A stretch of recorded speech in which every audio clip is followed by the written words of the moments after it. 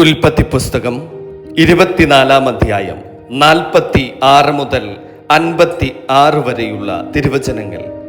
ഞാൻ ഇങ്ങനെ ഹൃദയത്തിൽ പറഞ്ഞു തീരും മുൻപേ ഇതാ റബേക്ക തോളിൽ പാത്രവുമായി വന്നു. കിണറ്റിങ്കിൽ ഇറങ്ങി വെള്ളം കോരി. ഞാൻ അവളോട് എനിക്ക് കുടിപ്പാൻ തരയണം എന്ന് പറഞ്ഞു.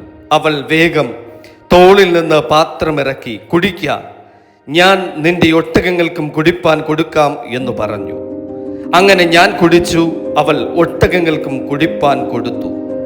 ഞാൻ അവളോട് നീ ആരുടെ മകൾ എന്ന് ചോദിച്ചതിന് അവൾ മിൽഖ നാഹോറിന് പ്രസവിച്ച മകനായ മെഥുവേലിന്റെ മകൾ എന്ന് പറഞ്ഞു.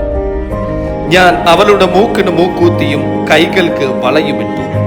ഞാൻ കുനിഞ്ഞ് യഹോവയെ നമസ്കരിച്ചു. എന്റെ യജമാനന്റെ സഹോദരന്റെ മകളെ അവന്റെ മകനായിട്ട് എടുപ്പാൻ എന്നെ നേർവഴിക്ക് കൊണ്ടുവന്നവനായി എന്റെ യജമാനൻ അബ്രഹാമിന്റെ ദൈവമായ യഹോവയെ വാഴ്ത്തുകയും ചെയ്തു. ആകയാൽ നിങ്ങൾ എന്റെ യജമാനനോട് ദയയും വിശ്വസ്തതയും കാണിക്കുമെങ്കിൽ എന്നോട് പറവി. അല്ല എന്ന് വരികിലും അതും പറവി. എന്നാൽ ഞാൻ ഇടത്തോട്ടോ വലത്തോട്ടോ പോയിക്കൊള്ളാം. അപ്പോൾ ലാബാനും മെഥുവേലും ഈ കാര്യം യഹോവയാൽ വരുന്നു. നിന്നോട് ഗുണമെങ്കിലും ദോഷമെങ്കിലും പറയുവാൻ ഞങ്ങൾക്ക് കഴിയുകയില്ല. ഇതാ റബേക്ക നിന്റെ മുൻപാകെ ഉണ്ടല്ലോ, അവളെ കൂട്ടിക്കൊണ്ടുപോകാം. യഹോവ കൽപ്പിച്ചതുപോലെ അവൾ നിന്റെ യജമാനന്റെ മകന് ഭാര്യയാകട്ടെ എന്ന് ഉത്തരം പറഞ്ഞു.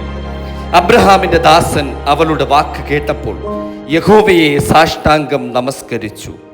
പിന്നെ ദാസൻ വെള്ളിയാഭരണങ്ങളും പൊന്നാഭരണങ്ങളും വസ്ത്രങ്ങളും എടുത്ത് റബേക്കയ്ക്ക് കൊടുത്തു.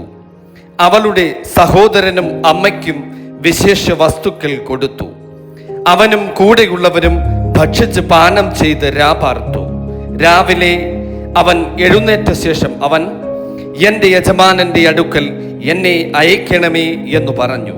അതിന് അവളുടെ സഹോദരനും അമ്മയും ബാല ഒരു 10 ദിവസമെങ്കിലും ഞങ്ങളോടുകൂടെ പാർത്തിട്ട് പിന്നെ പോരട്ടെ എന്ന് പറഞ്ഞു. അവൻ അവരോട് എന്നെ താമസിപ്പിക്കരുതേ, യഹോവ എന്റെ യാത്രയെ സഫലമാക്കിയിരിക്കുന്നുവല്ലോ. യജമാനന്റെ അടുക്കൽ പോകുവാൻ എന്നെ പറഞ്ഞയക്കണം എന്ന് പറഞ്ഞു.